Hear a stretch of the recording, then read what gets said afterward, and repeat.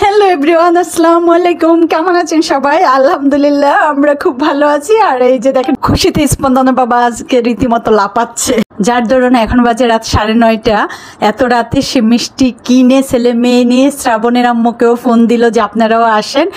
ভাবির বাসায় চলে আসছে। ভাবি মানে তাহমিনা আফরোজ, স্পন্দনের টিচার, তার বাসায় চলে আসছে ভাবির সঙ্গে দেখা করার জন্য। কারণ স্পন্দনের রেজাল্টের পিছনে ভাবির অবদান অনেক অনেক বেশি। যখন আমি স্পন্দনে পড়ালেখা নিয়ে হতাশ, তখন ভাবি স্পন্দনে হাল ধরেছিল পড়ালেখার।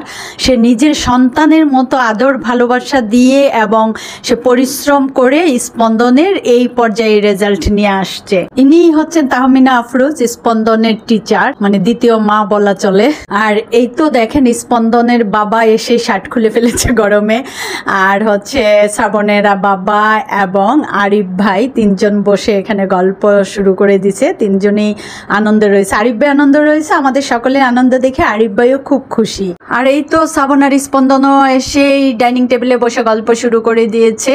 আর একজনকে আপনাদেরকে পরিচয় করে দিচ্ছি, এই হচ্ছে রুকসানা, বাবির বাসায় থাকেন।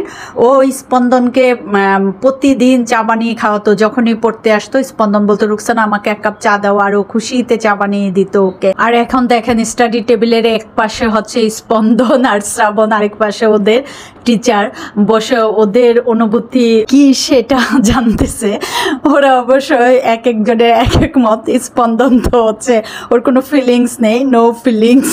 সত্যি কথা কি, স্পন্দন এইরকমই শান্ত, চুপচাপ, ও সহজে কোনো কিছু প্রকাশ করতে পারে না। আর স্মিতা যেমন সবার কাছে মনে যা আসে প্রকাশ করে ফেলে, বলে ফেলে, কিন্তু স্পন্দন সেটা বলে না, একদম একটু চাপা স্বভাবের।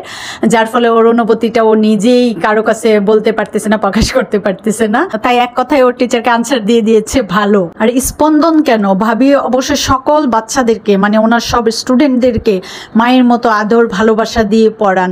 এমনকি স্পন্দন যখন বোরিং ফিল করতো, তখন ও যা যা খাবার, ওর পছন্দের খাবারগুলি উনি জোগাড় করতো, কিংবা উনি রান্না করে খাওয়াতো।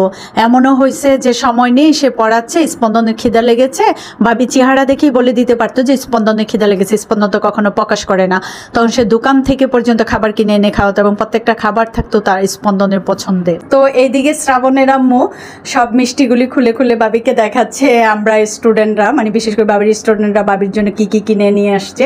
আর এদিকে ভাবি তো মানে কি বলবো, উনি অসুস্থ, প্লাস আজকে এক জায়গা থেকে জার্নি করে আসছে। তারপরেও সে আমাদেরকে দেখে বিভিন্ন প্রকারের জুস তৈরি করেছে, তার মধ্যে লাচ্ছিও ছিল, তরমুজ। তারপরে দেখেন, সঙ্গে সঙ্গে দোকান থেকে সে নান, গ্রিল নিয়ে আসছে, বাসায় মুরগি রান্না করেছে, আরও পরোটা করেছে।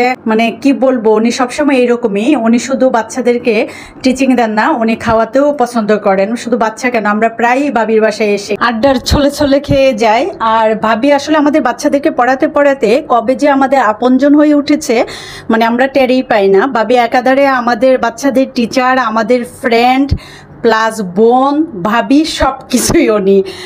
ওনার মানে ঋণ বা ওনার অবদান কখনো আমরা বলে শেষ করতে পারবো না, বা ওনার ঋণ পরিশোধও করতে পারবো না। টিচার তো টিচারেই।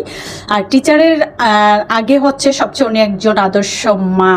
তো খাওয়া দাওয়ার পর আবার আরিফ ভাইকে দিয়ে আমি এবং সুবর্ণা, আমরা দুইজনেই প্রেশারটা মেপে নিচ্ছি। মানে আরিফ ভাই তো সবসময় আমাকে বলে এটা আমার বোন, আমিও ওনাকে বড় ভাইয়ের মতো দেখি, এবং আমরা বড় ভাই বলেই ডাকি আমরা সব গার্ডিয়ানরা।